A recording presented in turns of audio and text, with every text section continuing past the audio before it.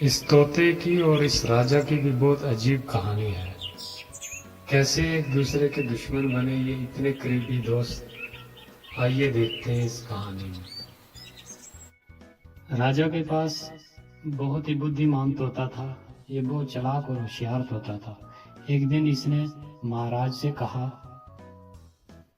महाराज, मुझे अपने माता पिता से मिलने जाना है। बहुत उनकी याद आ रही है। अरे नहीं, अभी इधर बहुत काम है, फिर कभी चले जाना, तेरे बिना मेरा जी भी नहीं लगता। महाराज ने इसी तरह तोते की बात को टाल दिया, लेकिन तोता अपनी जिद पे अड़ा रहा। तो एक दिन महाराज ने मान लिया तोते की बात को। ठीक है, तुम अपने माता पिता से मिलकर आओ, लेकिन वहाँ ज्यादा दिन रुकना नहीं। केवल 4 दिन की अनुमति है तुम्हें। 4 दिन में अपने परिवार वालों से मिलकर लौट आना जल्दी। ठीक है महाराज, मैं बस जल्दी आ जाऊंगा। 4 दिन के अंदर अंदर मैं अपने माता पिता से मिलकर वापस आ जाऊंगा। ये बात राजा को बोलकर तोता 4 दिन के लिए अपने माता पिता से मिलने के लिए चला जाता है।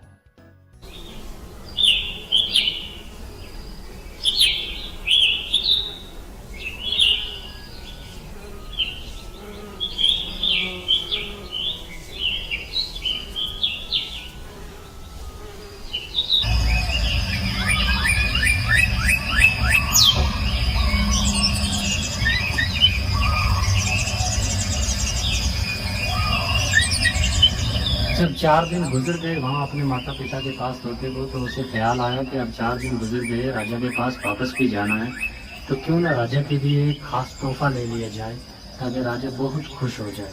दरअसल वो क्या है कि एक अमृत फल लेके जाना चाहता था राजा के लिए, जो खा के अमर हो जाता है इंसान। तो वो फल जो था वो बहुत दूर था, पहाड़ी के अंदर था वो फल। तो तोता जो है वहाँ से पर्वत की ओर निकल पड़ा। चलते चलते बहुत देर हो गई। शाम के करीब उस पर्वत के नजदीक पहुंचा जहां पर वो अमृत फल था।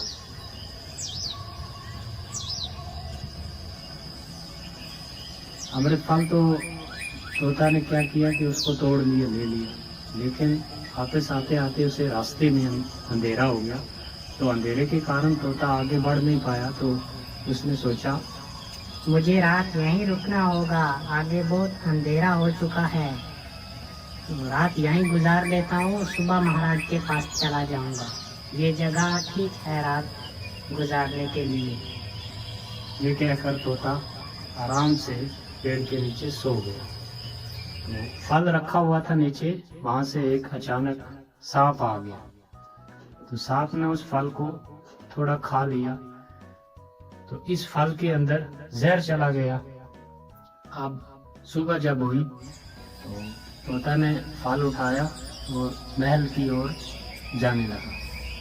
तो चलते चलते इस बात की खबर ही नहीं थी तोता को कि ये फल जो है इसमें सांप ने काट लिया है और इसके अंदर जहर चला गया।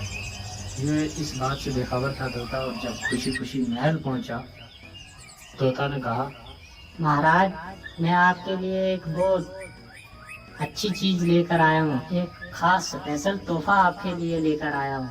दरअसल मैं आपके लिए एक अमृत फल लेकर आया हूँ। राजा, आप सदा के लिए अमर हो जाओगे अगर इस फल को खा लोगे। राजा सुनकर बहुत खुश हुआ और उसने कहा, हाँ हाँ, जल्दी लेकर आओ। ऐसा तोहफा, इतनी अच्छी चीज, तो उसे देर किस बात की, जल्दी मेरे पास पेश किया जाए। तो ये बात सुनकर एक मंत्री को हैरत हुई और उसने राजा से कहा, महाराज रुकिए जरा, आप इसे नहीं खा सकते।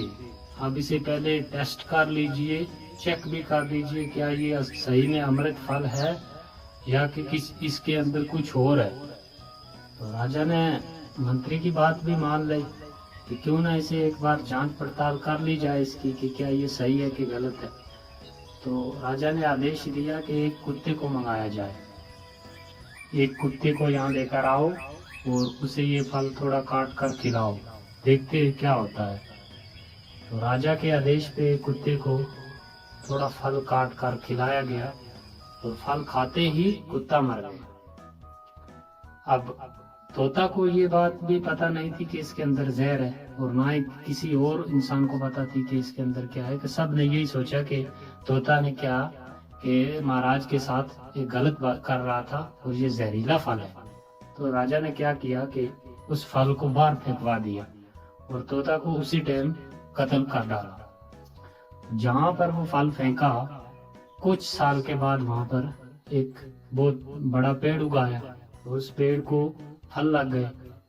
और एक मुसाफिर जो कि रास्ते गुजर रहा था, तो उसे बहुत भूख भी लगी थी और थक भी गया था, तो उसके साये में वो आराम करने लगा।